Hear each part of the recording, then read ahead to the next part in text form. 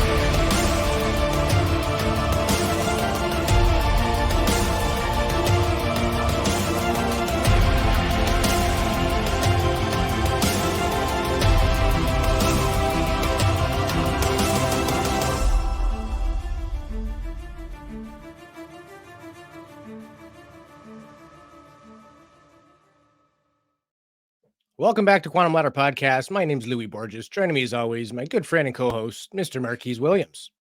What's up? What's up, Louis? This is going to be another one of those awesome episodes.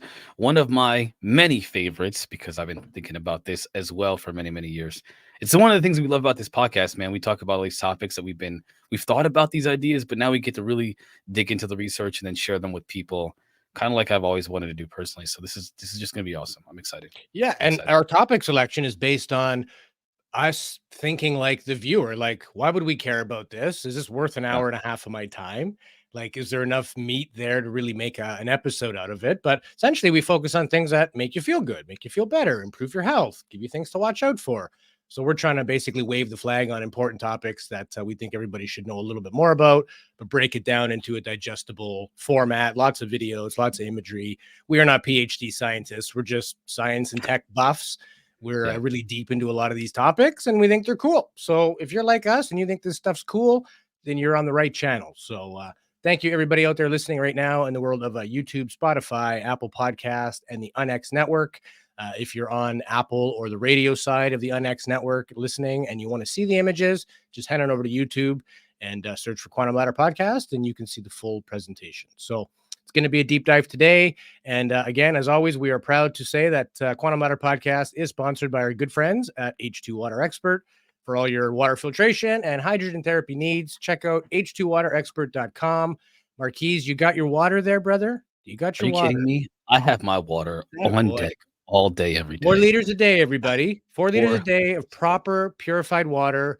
And definitely look into hydrogen therapy. It's not enough to just drink water. We're experiencing health benefits. We're not selling these things. We're just using them and they work great. We love it. So check out h2waterexpert.com. There's lots of information there. It's not just a place to buy these products. It's a lot of information, education. Why is this important?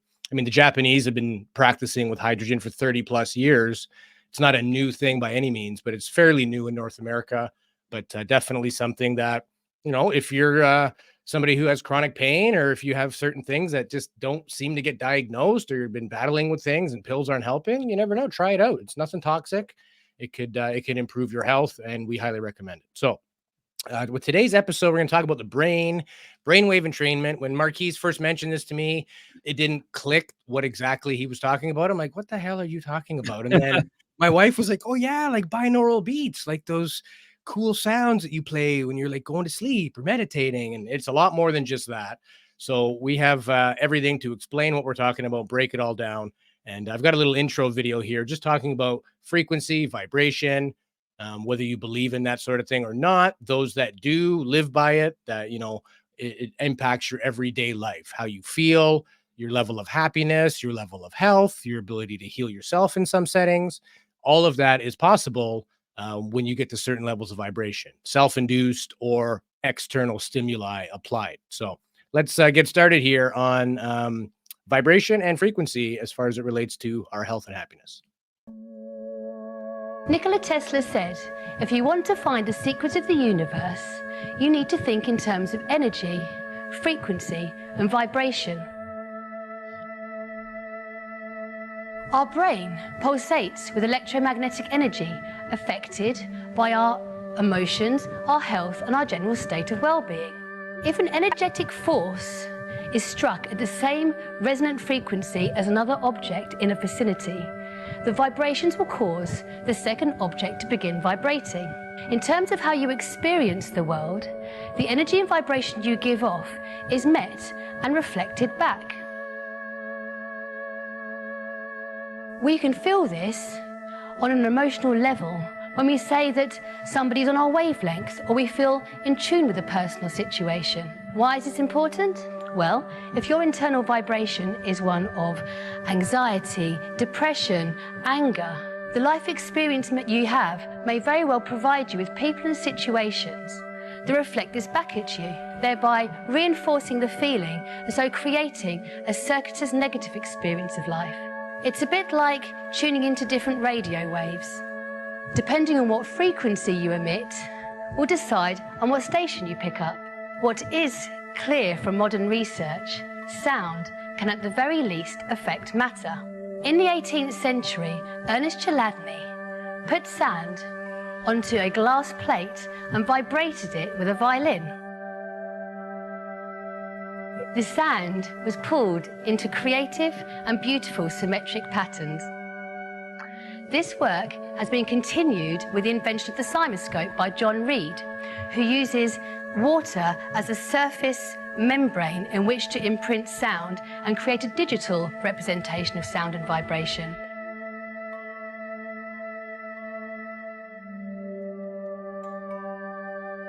Notice the symmetrical shapes and the similarities to those found in sacred geometry and within the harmonious shapes found in nature.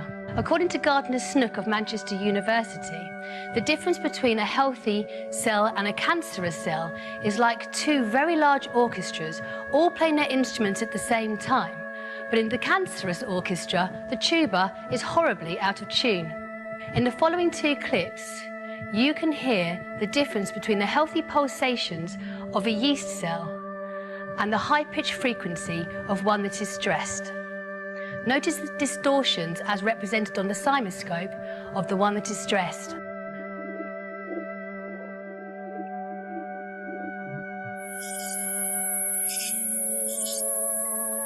Through the latest experiments using microcymatics, it has been suggested that through the principle of entrainment, whereby a more powerful frequency causes a weaker frequency to synchronize with it, we can excite the membrane of a cell into coherent geometrical patterns.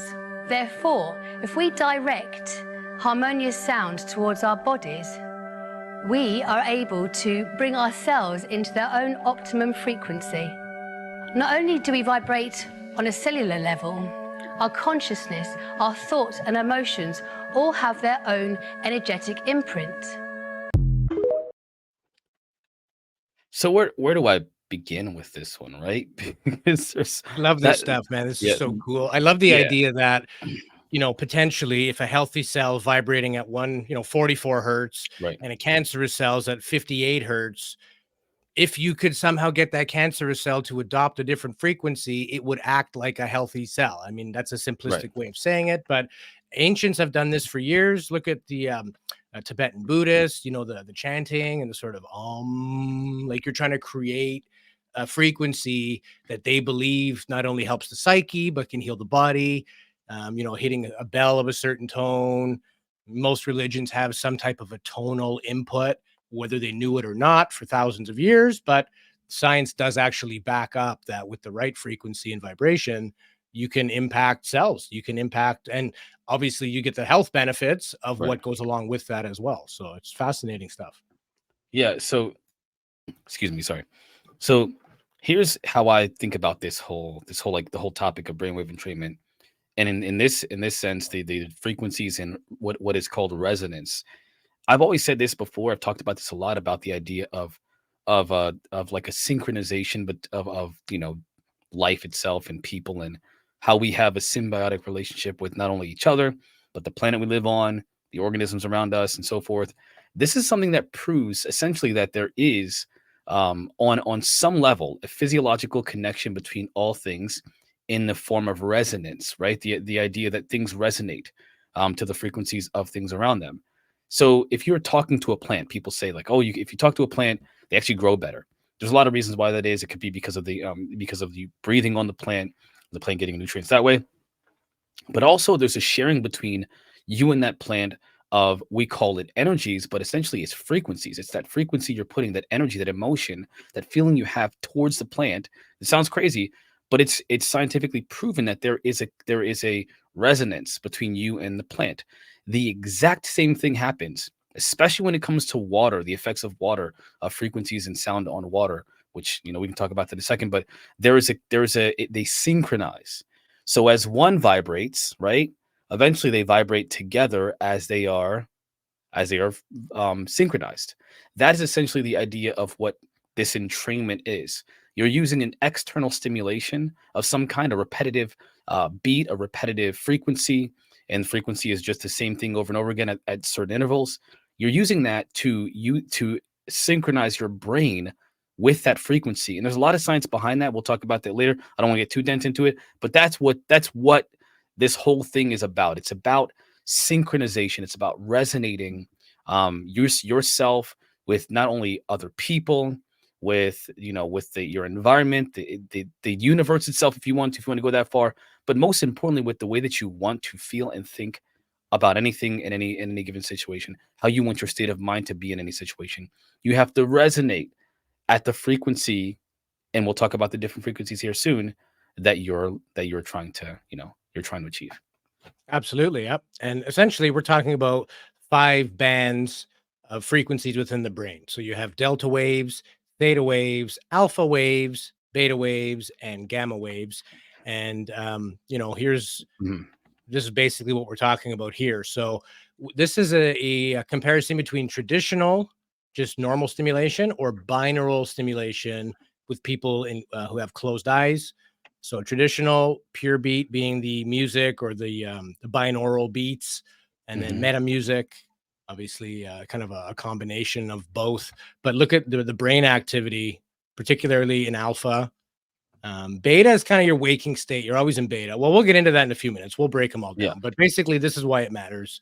We're trying to affect things like deep sleep, pain relief, anti-aging, even potentially healing, improving that REM sleep, that rapid eye movement that actually makes you feel rested. Even if you get 8 hours of sleep, if you don't have proper REM or REM sleep, you won't feel refreshed. Again, you can get into states of theta for deep relaxation, meditation, creativity. Alpha is attributed with things like relaxed focus, stress reduction, positive thinking, sort of speeding up your learning on things. Beta is sort of focused attention, cognitive thinking. Your conscious is more in control than the subconscious. And gamma waves are sort of the highest level of cognition, memory recall, and your peak awareness is when you're in gamma. So each have their own, positives and things that you can affect. And we'll get into all that. But this is a cool clip that Marquise found here, just explaining it a little better. What exactly is entrainment? Those are the waves. Now, how do we entrain our brain and our Mhm. bodies to resonate with that? How do we use this as an actual therapy?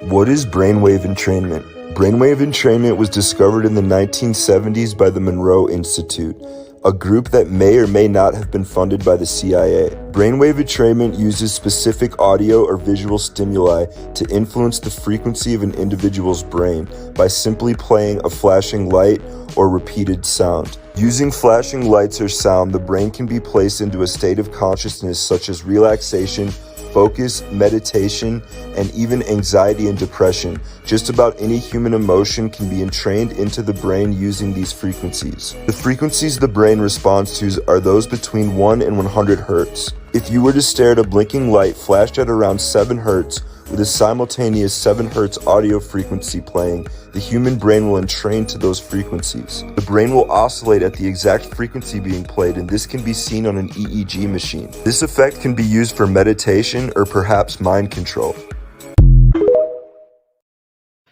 So there are a couple things I want to say about that video. These videos are very rare. They're hard to find sometimes and dig through, sift through them. So I found a couple videos that kind of fully encapsulate what I'm trying to share with you guys. But let me just kind of correct the record with what he said. It was developed by the Monroe Institute. The CIA did have a hand in funding that research. And let me tell you a really interesting fact about a couple interesting facts about that, the idea of brainwave entrainment and how this all started. So Robert Monroe, he was an audio pioneer and a radio and cable TV executive. He founded the Monroe Institute in the 70s. He has a technique that. I'm sorry. I heard a little thing in there. I'm reading my notes here, but he had a relationship with, of course, the CIA in conjunction with this study for brainwave entrainment. Now he says that this is essentially as you're producing two different sounds, and this is how it works. Okay, and I'll explain exactly how this works.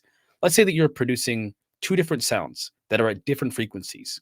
Whatever the difference between those two frequencies is, your brain will essentially resonate at that missing frequency between those two sounds. So that's what a binaural beat is. It's an auditory phenomenon that occurs when two tones of two different frequencies represent separately into each one of your ears. So, for example, like I said, if you have a 400 hertz tone that's in the left ear and a 440 hertz tone that's in the right ear, then there would be a 40 hertz beat that's perceived by your brain. And that's what your brain will essentially produce. It's inside of your head. It literally produces inside of your head. And it's crazy because that's how you can achieve those different altered states of consciousness, or those brainwave frequencies, the alpha, or the beta, the alpha, the theta, the delta, and the gamma. And we'll talk more about as we go along what each one of these brainwave frequencies, what they are and what they actually do, and how they affect your mood, your perception, your abilities. This is some seriously crazy stuff. But what really gets me, and maybe we'll get into the conspiracy stuff later on, or in the Patreon, but is the fact that Robert Monroe was an audio pioneer and a radio and cable TV executive. You think this is why I tell people, like, watch what you watch and pay attention to what you listen to, because the audio technicians will say this too as well. They understand this binaural beat technology, how these frequencies can affect people's mood. They can affect your perception. They can affect how you process information, right? How you feel, how you think. They can literally manipulate how you perceive and receive and process information, how you assimilate it. So again, we'll get into that stuff later possibly, but let's focus on the benefits for now. The good stuff we're going to talk about here with each one of the brainwave frequences.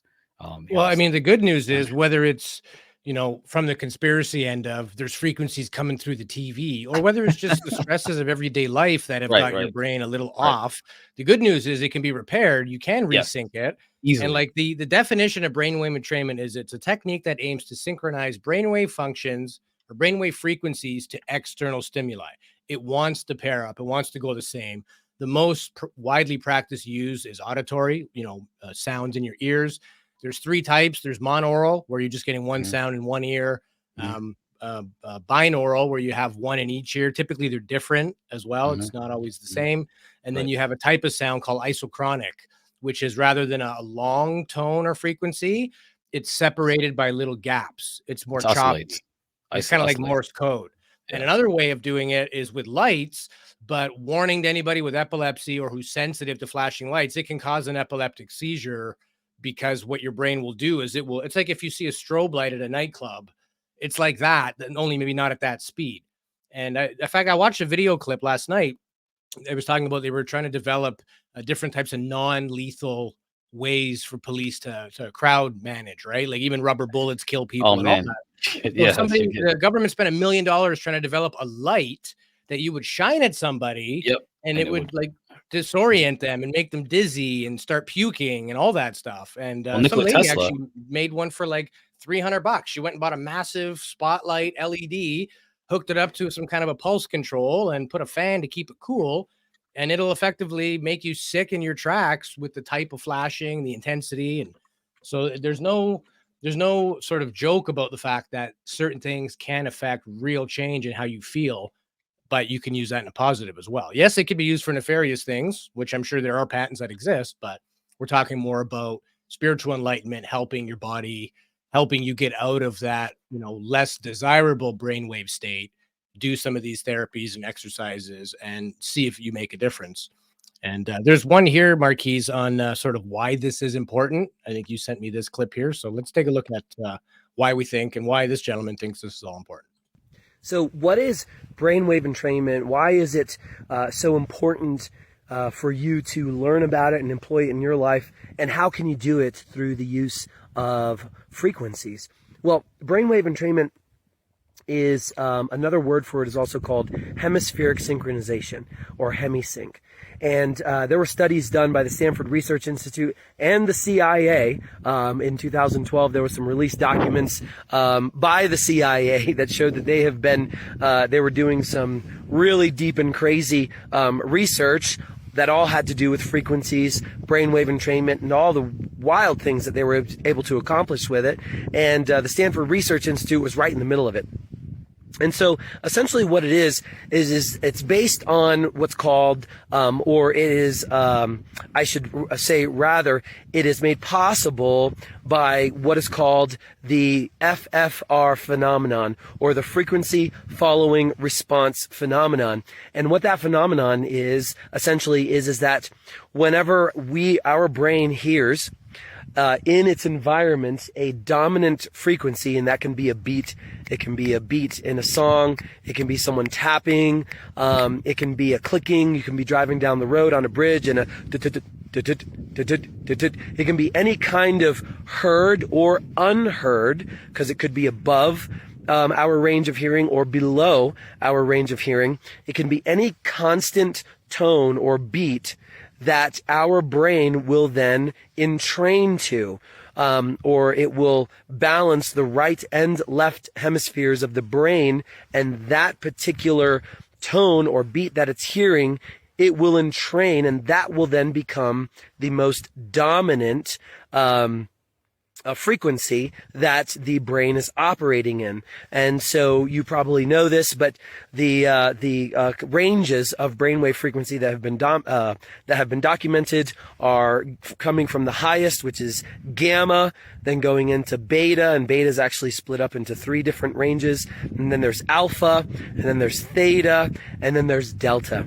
And so every single one of those brainwave frequencies, or those ranges or areas, affect our neurology, our brain, and different parts of our brain differently. And they actually have very profound effects on our health, the way our heart beats, the way the hormones that are created in our body, neurotransmitters or neuroinhibitors. And so we can quite actually, when we really understand the power of frequency and what these different frequencies, what they actually do or invoke within our brain, which then connects to our body, then we can use frequency in many areas where we have used pharmaceuticals or drugs before. And one of the most profound ways is with ADD, ADHD.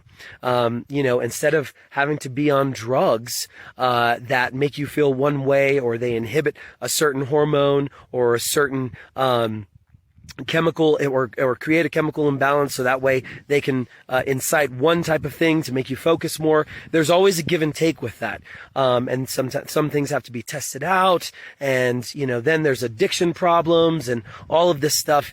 Well, with frequencies, you don't have to worry about any of that. And the same thing with depression, anxiety, PTSD, sleep. For every single one of those categories and areas, there are a range of, or a set of specific frequencies that can help you to operate at your best, or achieve and in many cases, so much better than the placebo, and so much better than the pharmaceutical drug, achieve what it is that you're trying to achieve.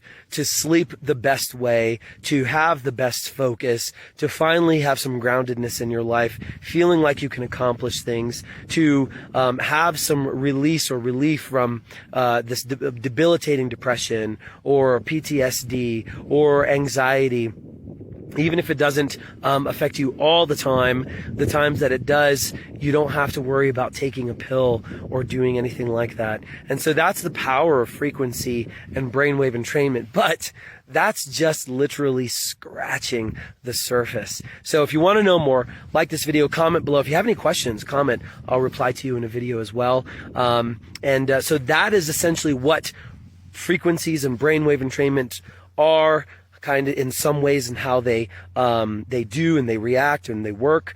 And if you don't know who I am, I'm Matt Aponte. I'm a certified sound therapist, certified NLP practitioner, clinical hypnotherapist, and also ISM mind coach. And I've been studying these frequencies for many years now, and I've used them to help not only myself, my wife, my family, my friends, but also clients, and also hundreds of people around the world that have taken these frequencies and used them in their own life. So like this, follow for more, and I'll see you in the next video. It was a very comprehensive video. I know. I found it. He could have made that in about 1:30. But anyway, he could have. The He's thing like I got most out of is this sort of hemi-sync. When you typically see EEG brain, echoencephalogram printouts, typically you're seeing activity in the left lobe or the right lobe. Each hemisphere, each part of the brain controls different functions. But if you look down at the bottom in beta, look at look at the beta and the medical music or meta music, the very bottom right-hand corner. The brain is literally circular now with sort of equal amounts on both sides. It's like that fire starts in the middle and spreads. It's not a left brain or right brain thing. It's a whole brain thing. It's working in unison as one. And that's something that's unique. Even with, when you put somebody on one of those EEGs, you can, stimulate a finger or smell, olfactory, and you'll see different parts of the brain will fire, right? The visual, the sound, something like this. It's all in one. So, I mean, it could incite visions. You could literally have like an out of body LSD type experience without any drugs with the right frequencies, because it will affect your frontal cortex, right? So, yeah. So in between, so in the center of your brain, right, is like a cluster of like these fibers. They call the corpus callosum. I think that's how you say. I think that's how you say it, the corpus callosum. It's what connects each side of the brain. Callosum, corpus callosum. Callosum, I believe. Callosum, yeah. Corpus I gotta callosum. Google that now. You go ahead. I gotta Google that. Yeah, I think it's corpus callosum. It's like a cluster of fibers in between your brain. Corpus callosum, CALLOSUM. Corpus callosum is the primary commissarial region of the brain, consisting of the white matter tracts that connect the left and right cerebral hemispheres. Yeah. So when they talk about things like hemispheric or hemisync is a technology that they use. It's part of what the Monroe Institute uses now, or hemispheric synchronization. That those fibers help to stimulate each side of the brain. They synchronize them. That image that you pulled up earlier, that's a really good image, because I'm gonna see if I can pull that. I don't know which one you pulled up here. Let me see. So if you look at the very top left one, the traditional Theta 5 Hertz one, you see how in the center of your of that head there's this red circle here. That's where most of the activity is. And then as it spreads out, obviously the blue is like the colder regions where there's less blood. But as you're stimulating the brain with those frequencies, right, you're producing what's called hemispheric synchronization. It's where you get the whole brain stimulated, so that essentially you are using more of your brain at any given time. And when you do that, you have things like enhanced creativity, super learning, accelerated learning, better processing of information. So you can assimilate information much easier. You can assimilate it better. You can have more creative thoughts, have better productivity, be more focused. All the things they talked about in some of the stuff we talked about earlier, these types of these types of meditation techniques and therapies, for example, the hemispheric synchronization therapies or the hemisync or the brainwave entrainment, that is how you get those frequencies. And again, we'll talk more about some of the technologies to do that. But man, it's crazy how this could be used. And I've used them before, by the way. These things can be used to give you what's called whole brain thinking, not synesthesia, where you're mixing senses together and you're like smelling colors or anything like that, or something like they're not. It's not like that. It's more about using like your emotional intelligence with your creativity, with your analytical intelligence, all at one time, which gives you a greater level of intelligence. Ultimately, it gives you what's called higher brain functions. So this is really good stuff. This is really good. I think So really let's great. go through them real quick just to sort of explain the differences and the benefits, and then we'll go to our halfway point break. In the second half, we're going to get a little deeper. We'll play you some examples of what these binaural beats look like. We'll give you ways of slowing down your brain waves. People like Joe Dispenza and other sort of meta thinkers give their insights on it. We'll show you a little more on like sand patterns and stuff like that, and how you can use frequency to meditate. So second half is going to be action packed. So let's get started here, Marquise. I'll go through it, and then you enlighten us, because you know a lot more about these individually than I do. I'm familiar with the overall phenomenon. I haven't really played with this stuff. I'm interested. I want to try this. I want to actually see. I'm very critical and skeptical usually. So let's see if it works. I'll report back in a couple weeks. And, so beta brainwaves, anywhere from 14 to 30 hertz. Essentially, this is your alert, focus, your typical awake state. It is the most common wave pattern. Some of the features, this is the brainwave for the fight or flight response. So anybody dealing with anxiety or panic attacks, that can be modified, focusing on the beta state, increased concentration or alertness, improved logic, reasoning, and critical thinking, feelings of anxiety, stress, and scatty, unconfused thoughts. If anybody's had COVID and they have that sort of COVID brain, you're not as sharp as you used to be, this is a way to also help with that. And the alpha waves, so these are lower frequency. It's typically generated when our thoughts are really not concentrated and our minds are wandering. This is like a daydreaming or kind of quasi meditative state. We're relaxed.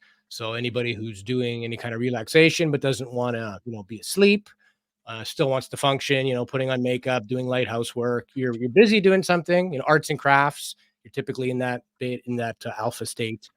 Some of the benefits that go along with that. So again, as Marquise mentioned, our brain hemispheres become naturally synchronized, in phase with each other. It's a relaxed, detached, or absent-minded awareness, sort of the daydreaming mind. It enables us to remember our dreams and meditative states, so we can actually recall stuff.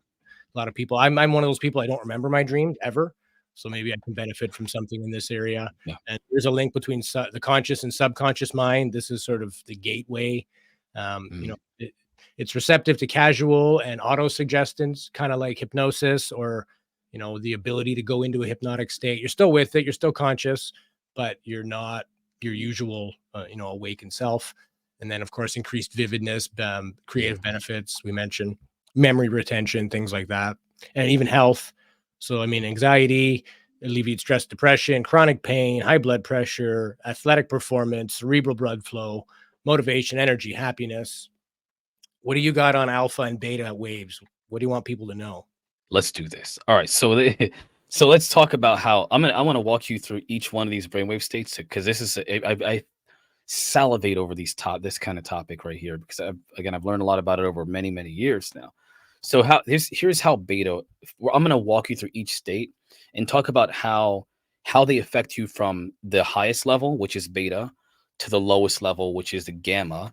And what the effects are of each one of these as you go from each one and transition into the next one. So from beta is, and I have here, there's 14 to 30 hertz is what beta is. So that's whenever you're, for example, you are at the 30 level, the 30 hertz, you're probably stressed out. You're having anxiety, you're stressed, you're not in a very positive state of mind. You're probably experiencing, whether it be depression or anxiety or anything like that's where the high end of the 30 hertz of the beta is. However, beta is not a bad state of mind, because on the lower end, as you get lower to the 14 hertz, you get into more of a like an athletic type of mindset. You're working, you're focused, you're in the zone, so to speak, but in a way that is not just fight or flight, but is productive. Now, as you transition into the alpha, you get from the 14 to the 8 hertz. At 14 hertz, it's almost all beneficial because now you're slipping into a more calm, focused, super learning, as they say, state of mind. You're more alert. You're not stressed out. You're calm. You're more receptive to information, to being perceptive of your environment, your immediate environment, and so forth. This is a really good state to be in. There's a lot of programs throughout the years that have tried to help people get into what's called the alpha state, because that's what's called the ideal state for super learning. And then there is the theta. Theta is 8 to 4 hertz. And at theta, this is where you're getting into, like you talked about earlier, you have a hard time remembering your dreams. And I'm going to tell you why it's happening this way. So, at least as far as I understand it. So anybody in the chat that's like a neuroscientist or a freaking, correct me if I'm wrong. Or if you do the research and you can correct me, by all means, the chat is there for you. But at theta is where you're in a creative state of mind. So you're drifting off into either a meditative state, which is probably the higher end. You're not necessarily sleeping. You're meditative. You're quiet. You're calm. Maybe your eyes are closed. You're drifting off into a meditative or further down into the 4 hertz sleep state. This is where creativity happens. So you ever fall asleep, and as you're falling asleep, you're like, oh my gosh, I just thought of a great idea about whatever thing that I wanted to do. Or you know what? What if I did this thing? Or man, I've got a great business idea. That's theta. That's where it happens all the time. As we're falling asleep, we tend to have these moments of inspiration and insight, because now we're very That's receptive. why they say keep a pen and a pad of paper beside your bed, because you'll get these little blips of inspiration if you're paying attention to that. And you might not remember that in the morning, right? So if you get to, like, comedians do that all the time, they'll think of something funny in a dream, they wake up and jot it down for the next day. It's legit, man. And honestly, like, you don't even think about brainwave states, but you also don't think about how, like, why these feelings happen, why these same things happen. We just go through life. It isn't until these conversations happen that we really think about, like, how we can really pay attention to what is a process of these altered states of mind, and can we control them? And the answer is yes, but we'll get into that. So the next state, as you're getting into sleep, you'll stay in theta state, okay? But as you go down to the lower hertz, the 4 hertz to 0.5 hertz, you get into what's called REM, rapid eye movement, dreamless sleep. You're probably not actually dreaming about anything per se, but you're in a rejuvenative state. You can regenerate. This is where you're actually getting real restorative health benefits from these states. Your body produces hormones, growth hormones, that help you restore and heal and get energy for the next day. But here's the thing about sleeping. The thing about sleeping, as far as I understand it, again, correct me if I'm wrong, chat, is that when you fall asleep, you don't stay in any one state. You're shifting between states all night long. And here's what's even more interesting.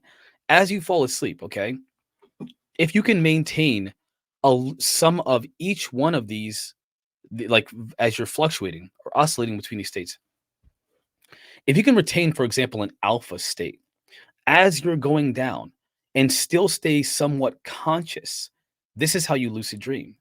So the idea is that you kind of have to hypnotize yourself or use mantras or some kind of a repetitive talking technique, which is another way to entrain your brain into a whatever state of mind you want as well.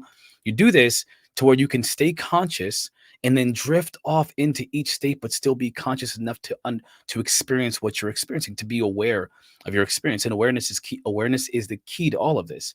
And as you drift off into delta, you're less aware, but that's where, like, you can get that restorative energy. So when you dream, you're in theta, and as you're going into delta, you're leaving that dream.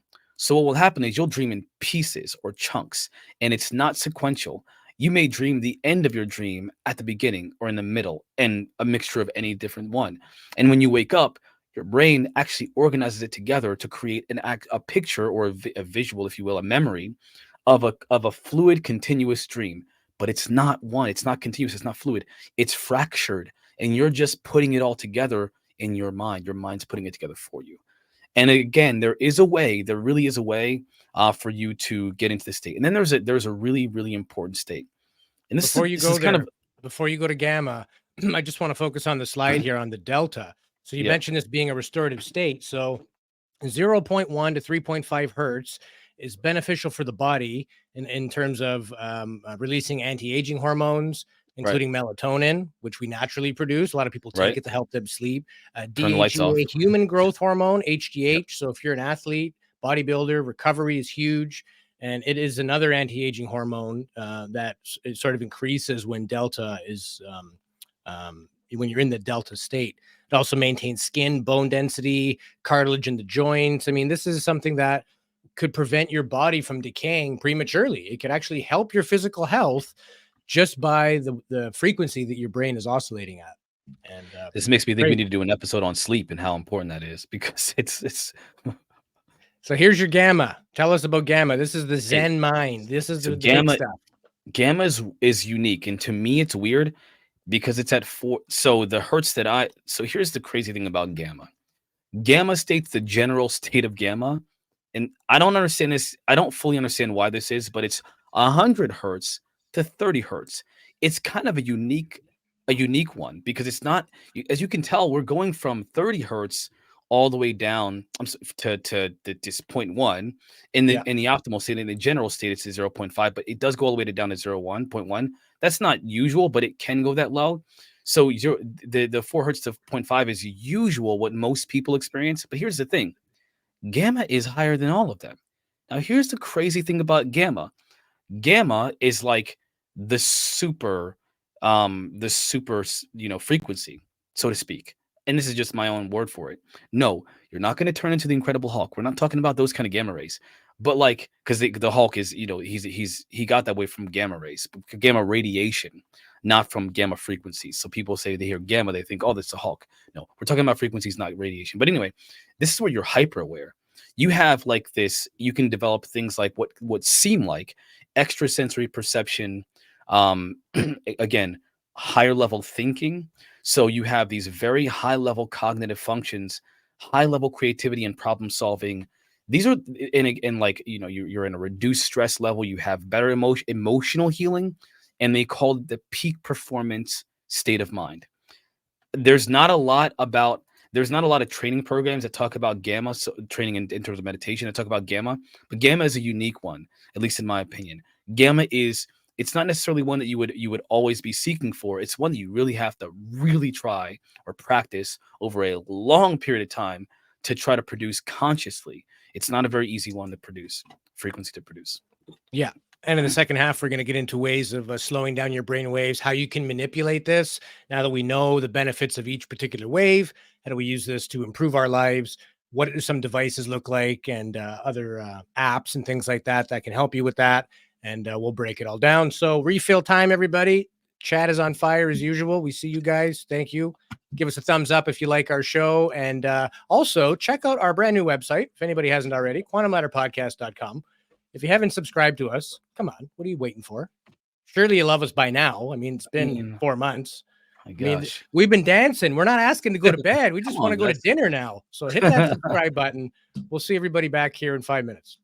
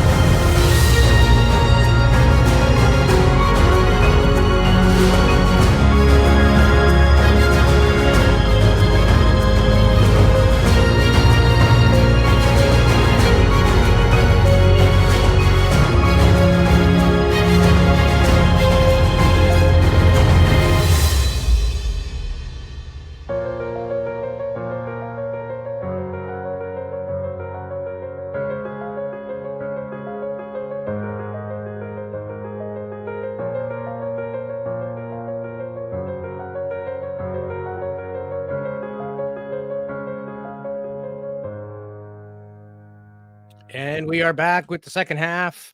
It's a fascinating topic. My brain is still reeling a little bit over this whole thing of how to do this. How do I implement this in my life? What are the effects? To quickly summarize, the beta is sort of your cognitive enhancement and your beta state. For stress reduction, you want to focus on theta and alpha. Also for meditation and mindfulness, alpha and theta is important. Sleep improvement would be more in the data realm or delta realm, sorry. And then pain management is any of the above. You can have benefits from all of those. And let's talk about slowing down your brain waves. How can you do this without external stimuli? Those that are good at meditating or who'd like to become good at this is sort of what you do in that practice, subconsciously or not. You don't even realize it. But this is our friend Joe Dispenza on slowing down brain waves. And then once you can slow your brain waves down and you're more suggestible to what you're thinking, now you can reprogram. You can't do it with your conscious mind. You can say, I'm healthy, I'm wealthy, I'm wealthy, I'm unlimited, I'm happy, I'm whole, and your body's saying, no, you're not, dude. You're miserable. You're unhappy. That thought never makes it past the brainstem to reach the body, right? So basically, you can't just manifest your life as much as you think, right? There's more to it than just, wishing yourself wealth or health or wellness, things like that.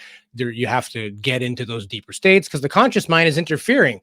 It's always giving you that loud noise and that distraction, and it's sort of turning that off. You don't want to turn completely off.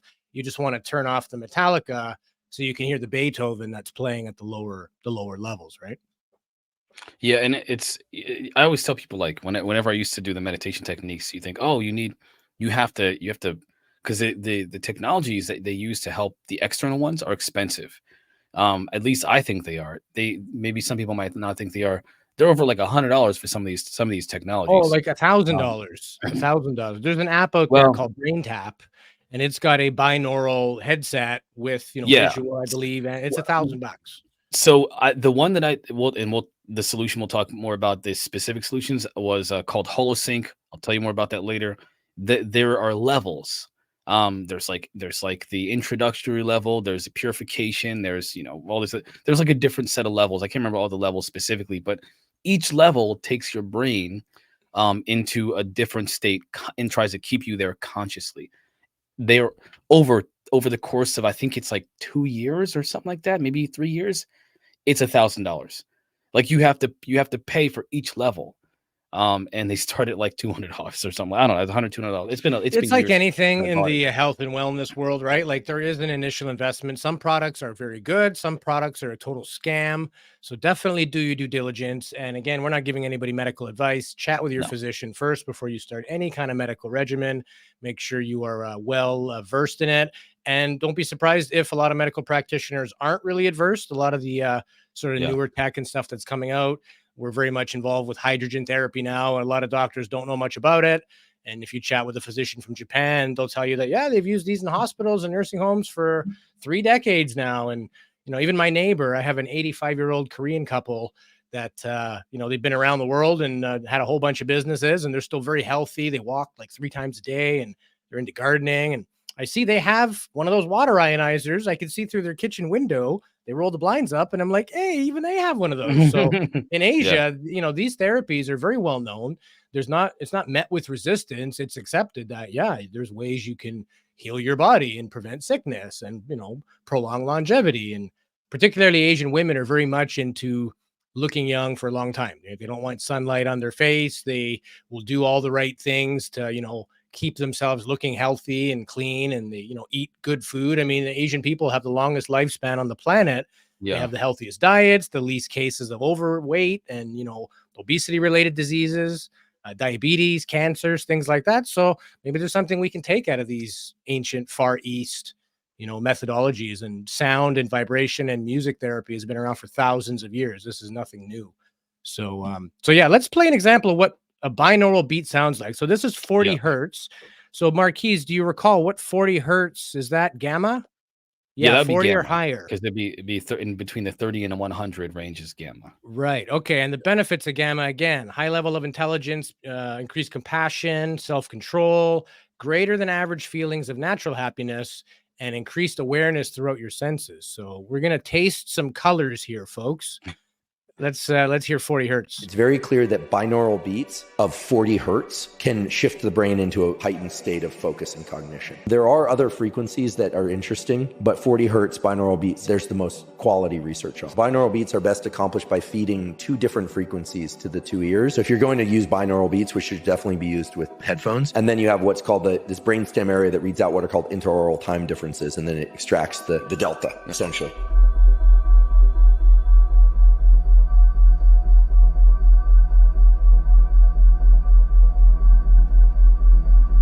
Pharmacology around this is pretty interesting. Things that tickle the dopamine pathway and the acetylcholine pathway, they work.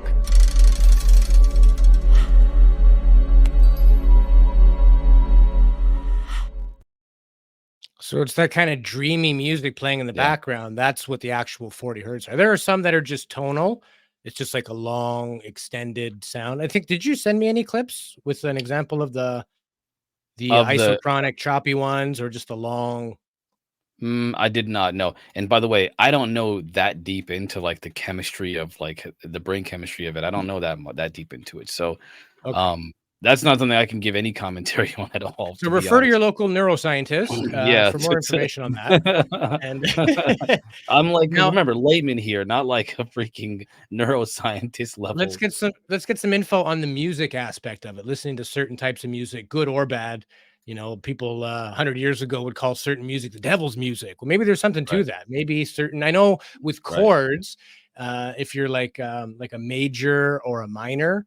So like spooky movie music, Halloween music is always written in like a minor chord. Some metal music is written that way.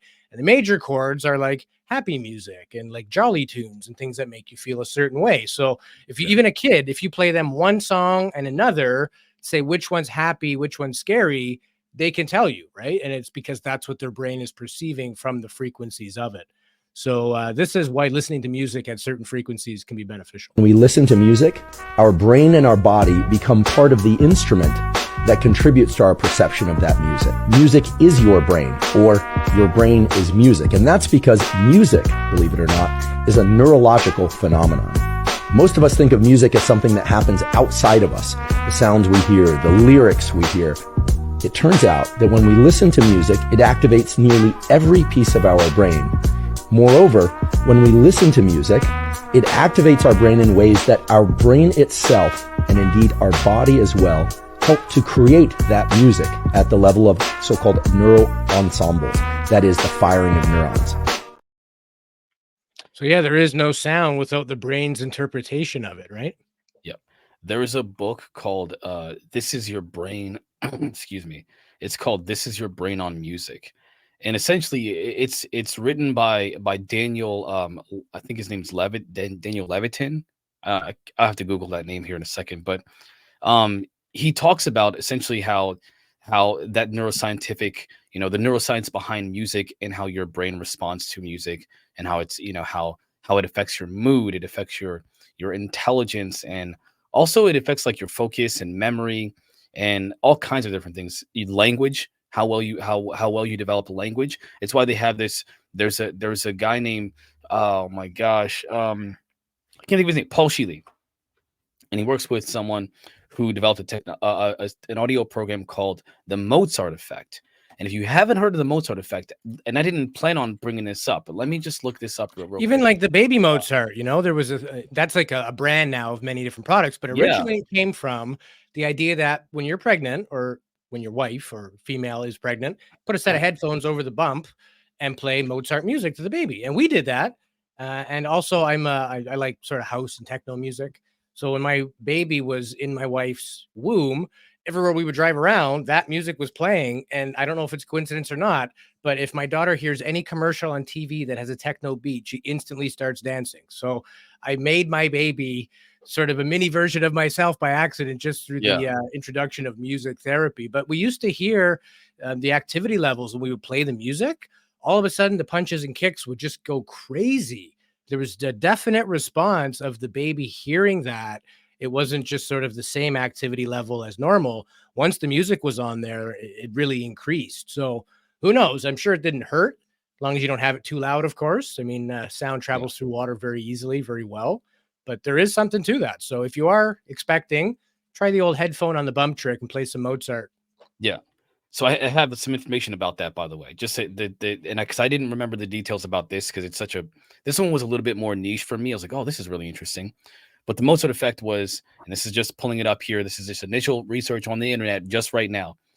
It was a study published in 1993 by, can't pronounce his name, but Rosher, Shaw, and Kai.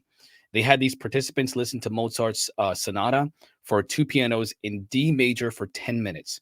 Yep. And they got a temporary boost in spatial temporal reasoning abilities compared to those who sat in silence or listened to relaxation instruments without. And notice you said D major. It's a major chord versus a minor chord that invoked that positive benefit, right? Well, I don't know why, but yes. I don't know the Mozart effect. I don't know the details of that in this moment, but I do remember vaguely like, oh, that's part of this whole, this intelligence enhancement. I've always wanted to learn, like, no, how do I increase my intelligence? How do I become smarter, more aware, more cognizant? How do I increase my cognitive functions? I played the brain games on, I think it's Luminosity or whatever on my phone. Things that help to increase my cognitive abilities so that I don't get old and stupid, or I should say older and just you're less trying to cognitive. increase neuroplasticity, which we covered in our last episode, right? It's things you can do, neurons that wire together, fire together. It's to eliminate bad patterns, create new patterns, keep your brain sharp, keep it, the logo for that episode is a brain lifting weights. So it's essentially what you're doing. You're trying to keep the muscle mass of something. And, same thing with older people. If they don't use their physical bodies, it starts to decay. So this is all about prolonging that. And brain exercise is not lifting weights. It's many other things. And this is just one therapy that you can use to help with that. So I think I mentioned this a bit last week when we talked about, neuroplasticity. When you listen to brainwave entrainment, so one of these techniques, the holosync technology, Bill Harris, there's a lot of educational material by Bill Harris. There's a couple of books I'll talk about a little bit later here. But what happens is that your brain will remember how when it produced those frequencies on like a bed of salt or a table of salt. Yeah, we have a video clip on the sand patterns. Let's check it out. Okay, let's check it out. I'll show you this little clip on frequencies.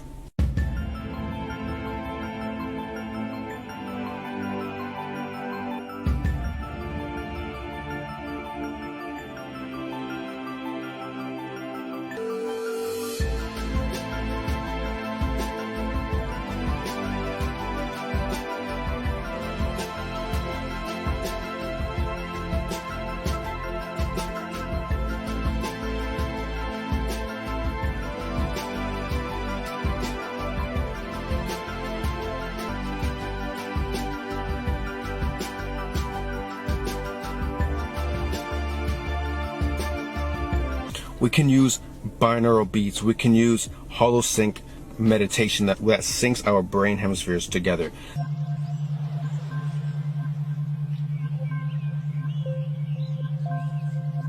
This will give us a state of concentration and relaxation. And this is the best time to visualize, to manifest. Your mind and your brain is very powerful. All we need to do is focus it and not allow our subconscious to fight against it, and that we can stay focused and not get distracted. Now that's important. What he said was really important because resistance, right? The only thing about developing these or kind of building these states of mind and being able to produce them on your own at will is resistance. The thing that stops you from getting there is resistance, or makes it harder for you or takes a lot longer for you is resistance. When I first did the meditation techniques, I remember sitting there and first of all, I fell asleep. The first 10 minutes, I was out. I completely passed out because what happens is it's taking you from the beta, the alpha, the theta, and the delta, and you're supposed to try to stay awake. You got to sit up, you stay awake. The problem is your brain is not used to those thresholds. Remember I said the threshold. You'll hit that threshold, and a lot of times people will fall asleep. But as you do it every day, 30 minutes a day, just 30 minutes a day for the intro, eventually you'll stay awake the whole time. You'll start to get this really euphoric feeling in your body and your mind. You'll start to feel more calm and even throughout the day. And it'll last. If you keep doing it, it will last. It won't stop just like initially. It'll last. But the problem is when I went to the deeper levels, I got irritable because I would meditate for an hour. You go through the first stages, which is to get you into the state of mind, the delta state with awareness. Then you go into, for example, the next level, which is a whole hour of maintaining that level, that brainwave state in conscious. That's where you get that upheaval. Okay.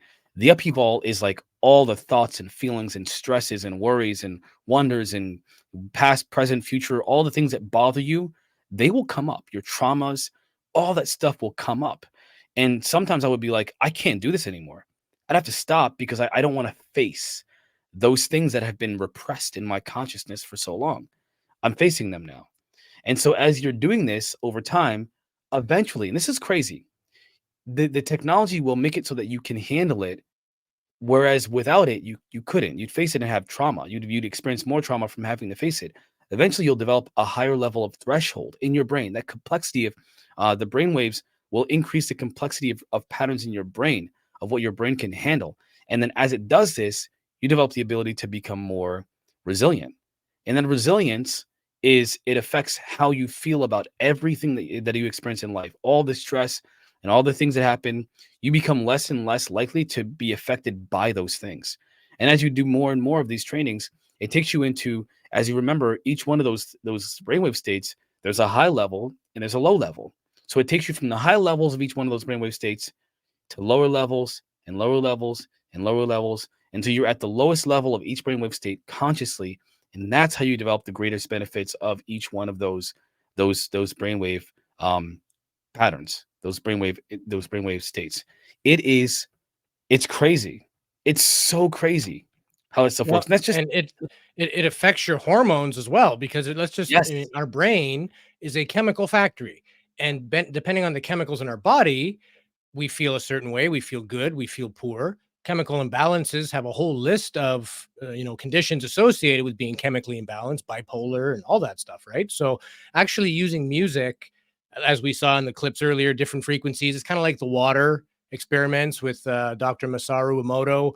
Water that's been blessed or given intention of love as these beautiful symmetrical crystals. Water that's been shown hatred or lack of empathy or caring is just devoid of any pattern. So clearly the vibrational energy of each is different, and that shows up in the geometric pattern it produces.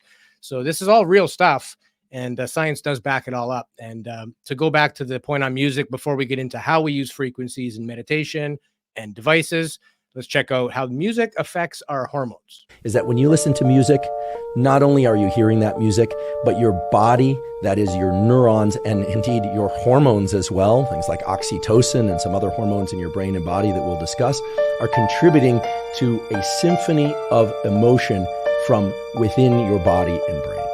Okay, so while music can't explain objects, it can't describe them. Oh, they cut that clip short. Yeah, very short. So But that's point taken. Yeah, that was unfortunate. Sorry about that, everybody. I didn't know it wasn't supposed to die. Oh, there's another one. It goes in conjunction with that one. They should be kind of back to back. Actually, let me see. I think we played the other one. Oh, okay. Another Huber. Oh man, we've covered that. So what's okay? We'll jump into now using frequency to meditate. So now this is putting this all into practice as we come around third base here. Did you know that you can use frequencies to explore altered states of consciousness and to enter profoundly deep meditations? See, what happens is when different sound waves or frequencies enter our ears, it triggers this phenomenon called the frequency following response. And what that is when the brain recognizes a dominant frequency and it begins to entrain the right and the left hemisphere to that frequency. And that's called hemispheric synchronization. And when that happens, we are tuning into either the gamma range or the alpha, theta, or even the delta range.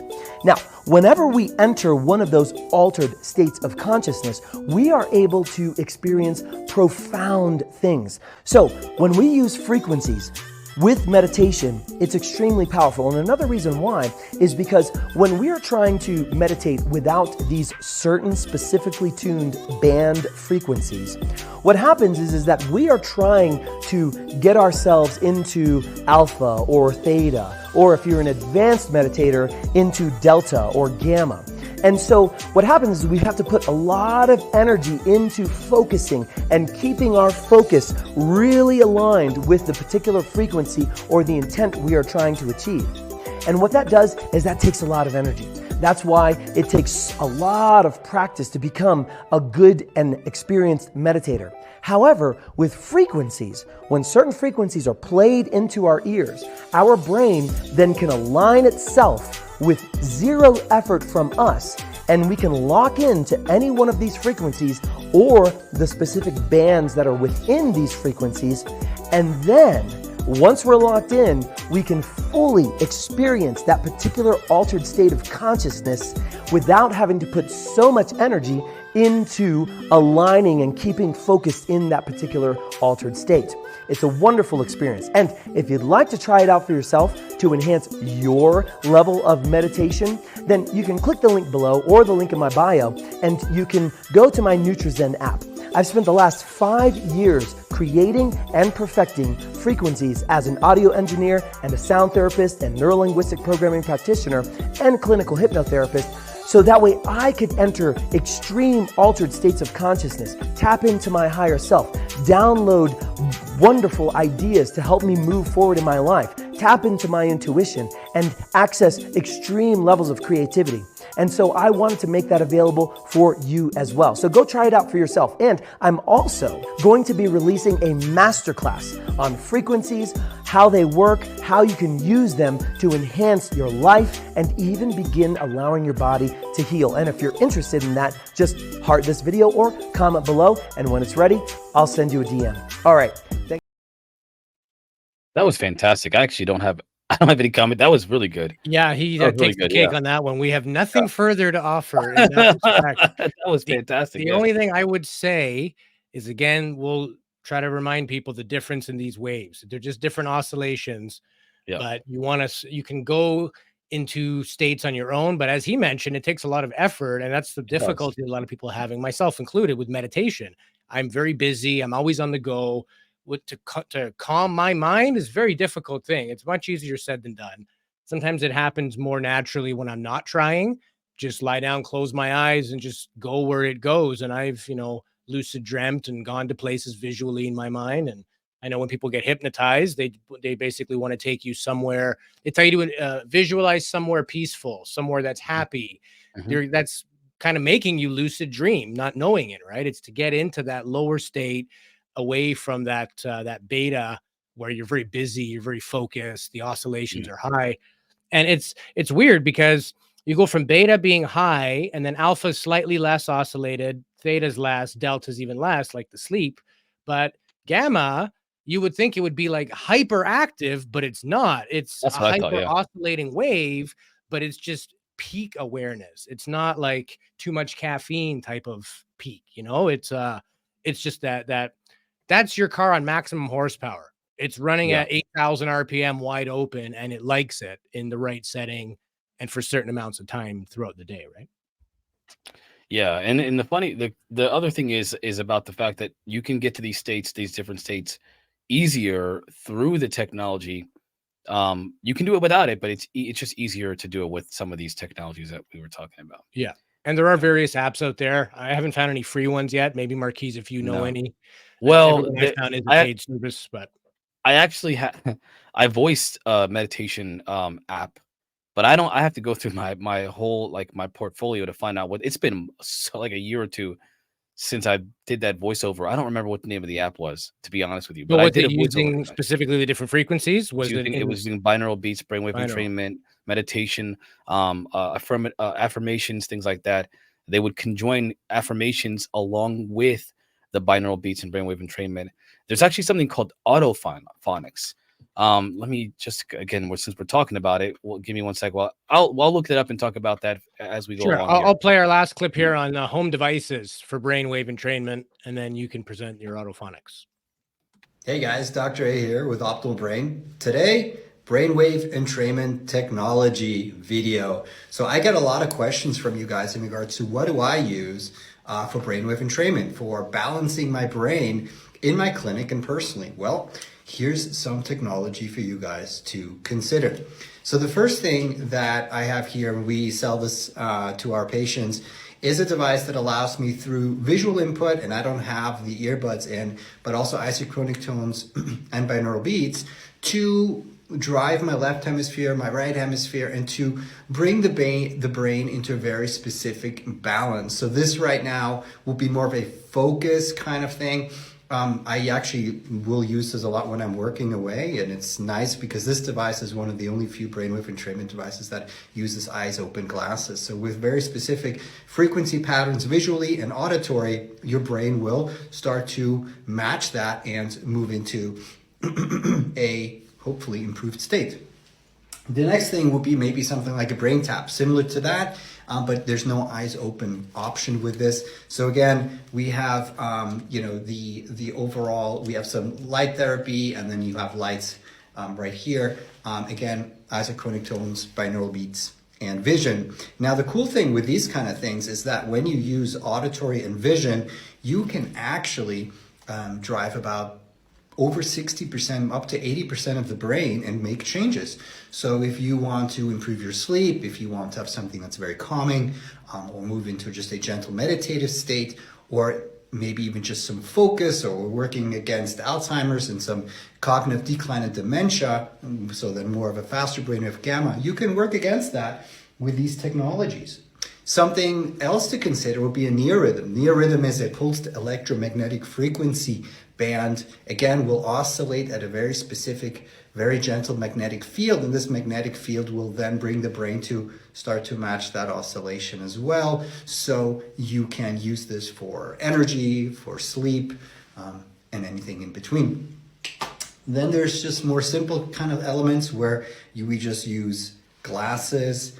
These glasses now actually have diodes that we can program for a very specific type of presentation. This would be more of a right brain push with the blue glasses and the left hemispheric field, which will drive the right hemisphere. So we utilize things like this, a little bit lower tech. And then of course you could just use, for example, blue glasses.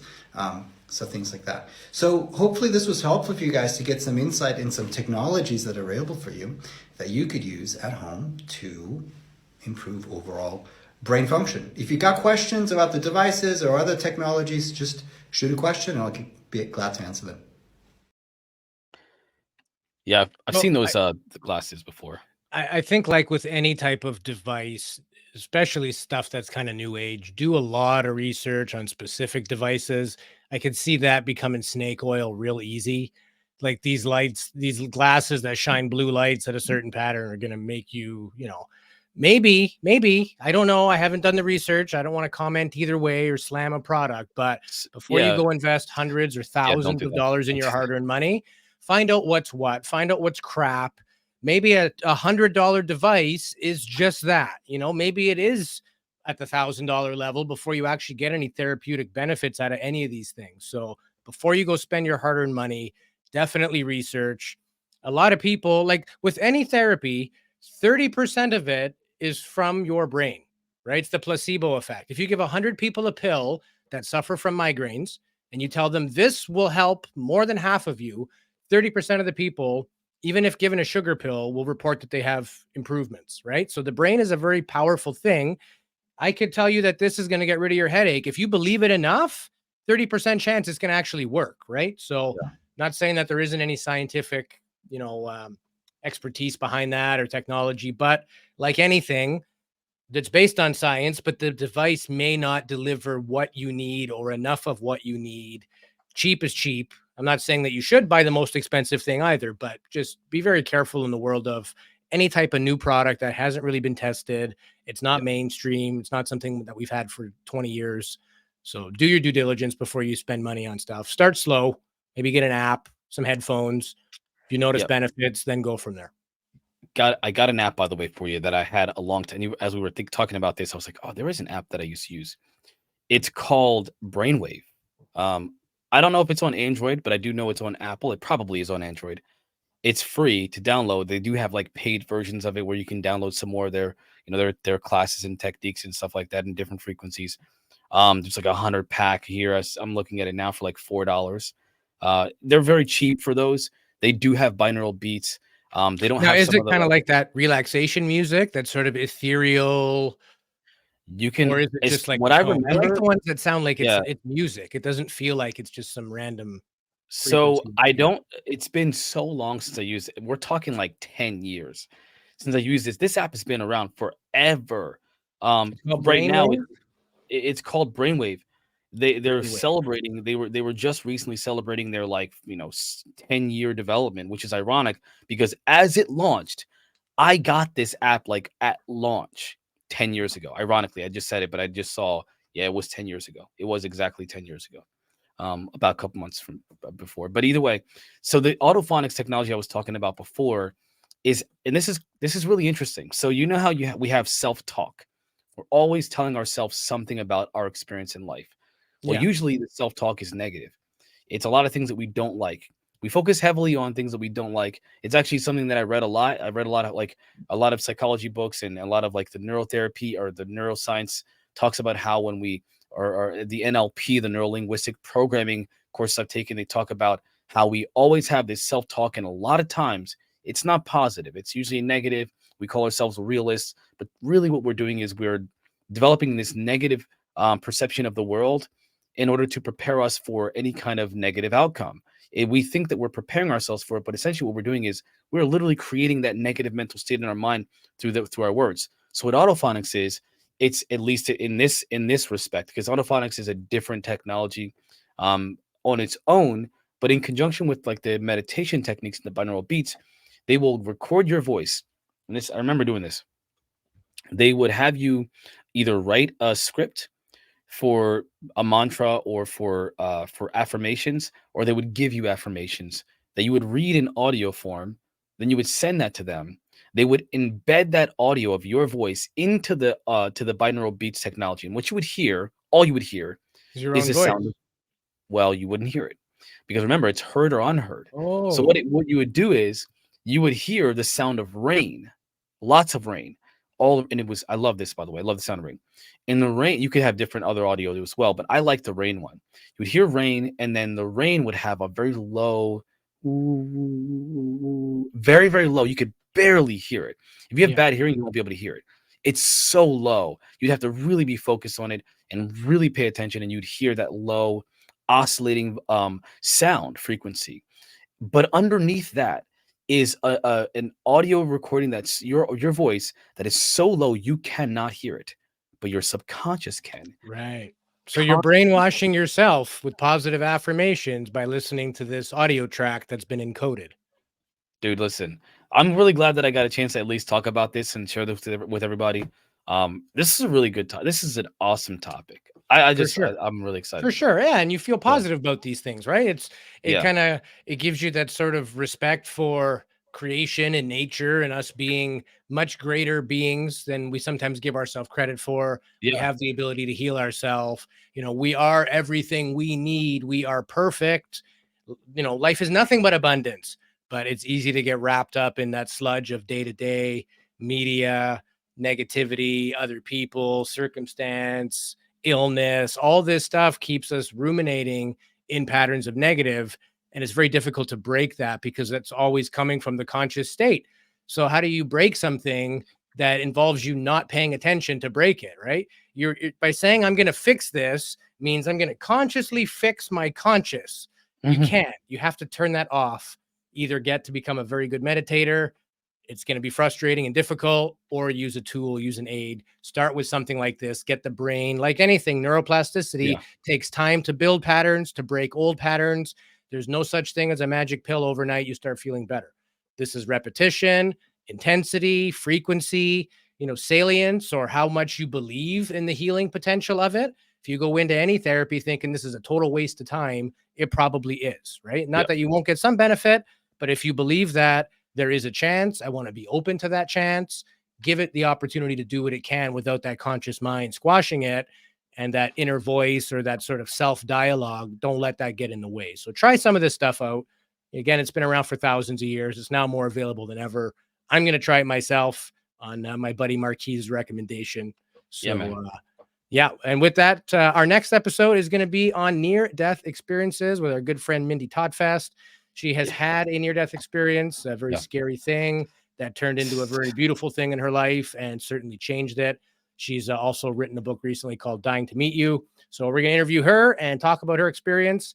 And if anybody has had a near-death experience or knows somebody who has, it'll be a topic and an episode you definitely want to watch. So final thought to you, brother, before we close out. Yeah, so the only thing that I want to say to everybody is it is possible to control your state of mind. The trick is frequency. So whether you're doing it through the way that you talk to yourself, internal dialogue, whether you're doing it through breathing, whether you're doing it through an external technology, it's all available to you. You can do it. Just remember, just like we talked about last week, it's about consistency. Do it over and over and over again. The closer you are from one session of anything to the next, that 10,000 hour rule, right? The better results you're going to have, and the quicker they'll get to you. So believe in yourself, do something, anything, whatever it is you want to do it now and do it often. And I think that the great things will happen for you that you want. Absolutely. Yep. Well said. So with that, we'll cue the epic music. On behalf of my co-host, Marquise Williams, and myself, Louis Borges, thank you, everybody, for joining us. We always love reading your comments in the chat room and spending time with you on Thursdays. We'll see you all next Thursday at 9 p.m. Eastern on our YouTube channel. Till then, take care of each other, and bye for now.